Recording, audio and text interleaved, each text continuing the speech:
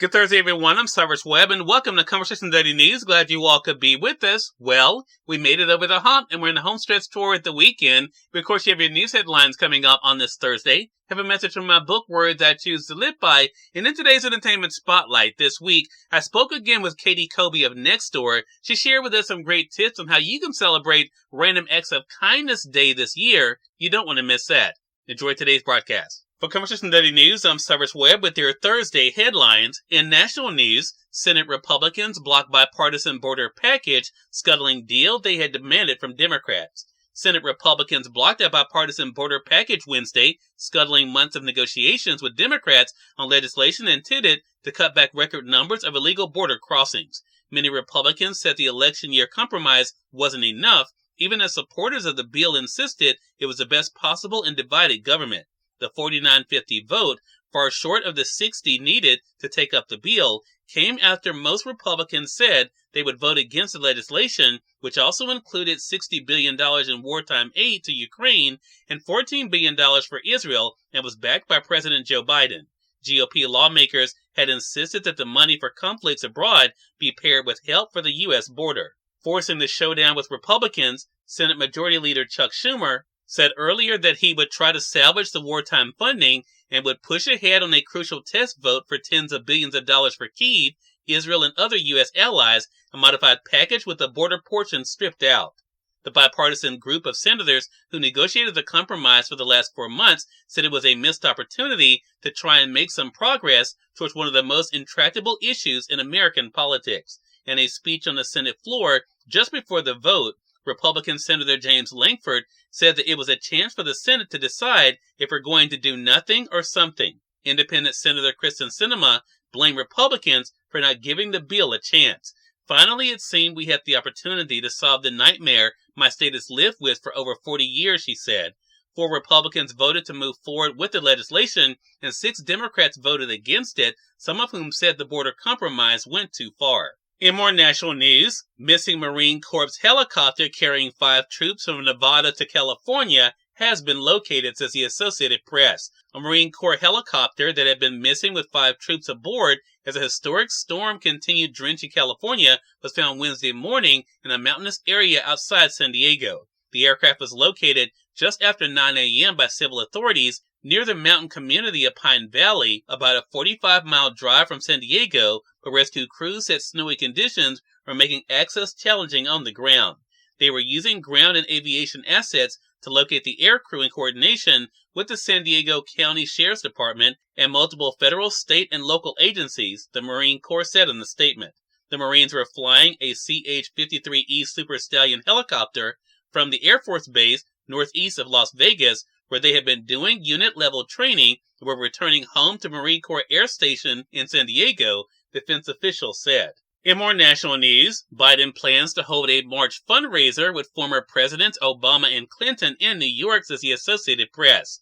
President Joe Biden is teaming up with predecessors Barack Obama and Bill Clinton next month for a New York fundraiser aiming at powering up donations for his re-election campaign. The threesome traded social media posts to reveal their plans. The event is set for March 28th, and though the Biden campaign says it hasn't settled on the venue, it considers larger sites that would maximize attendance. That would be a break from Biden's usual campaign stops, which have tended to feature smaller groups of supporters and donors. Folks, I'll be in NYC on March 28th to support Joe Biden.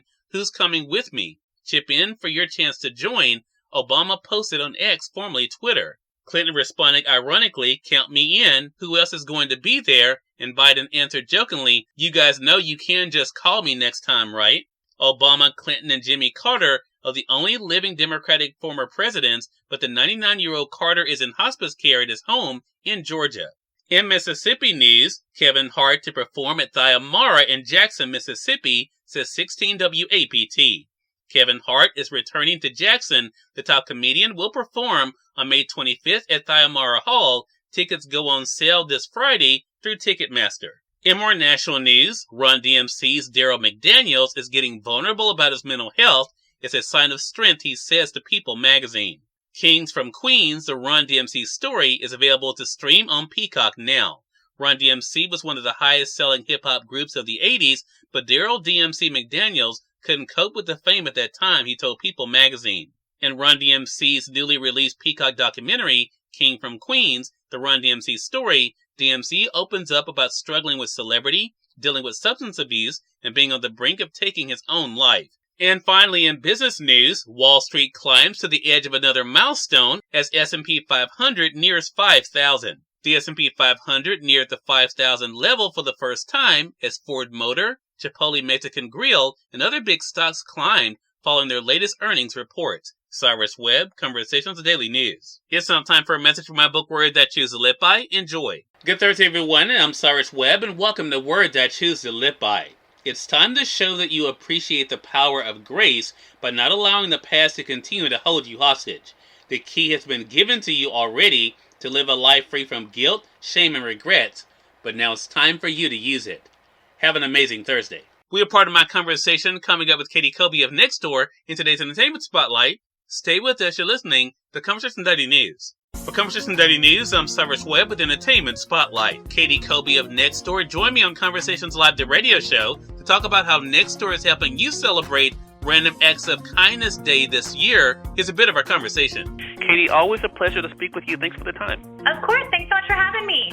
Glad to do it. So for those who may just be hearing and saying, what in the world is National Random Acts of Kindness Day, Caty? What should they know about this day and how do they get started? Yeah, well, I think what folks will be surprised to hear is that Random Acts of Kindness Day was actually first recognized as an annual observance back in 1995. That means we've been doing this for almost 30 years now, which is wild. It takes place every year on February 17th, and the whole point of it is to celebrate and recognize those small gestures that are really easy to do, because those are the gestures that remind us that there's, a big impact that we can make in the world. Such a great thing. And for those looking around and thinking about especially their neighbors, Caty, what tips do you have for neighbors who want to celebrate this year in their neighborhood? I always like to remind people that it's free to be kind, right? So starting really small with just a smile or a wave, holding doors open for people. If you happen to be out and about, maybe on your commute or just driving around through the day and you're in some traffic, someone is nice and lets you in, give them a wave in the rearview mirror. Little things like that are just quick and easy ways to show kindness and appreciation. I also think it's great to focus on what's close to home, looking for those maybe easy chores to help with. Perhaps it's helping folks bring in their garbage cans or picking up trash or maybe like cleaning up from like a recent storm. If you do spend a little bit of money, this is like my favorite thing to do.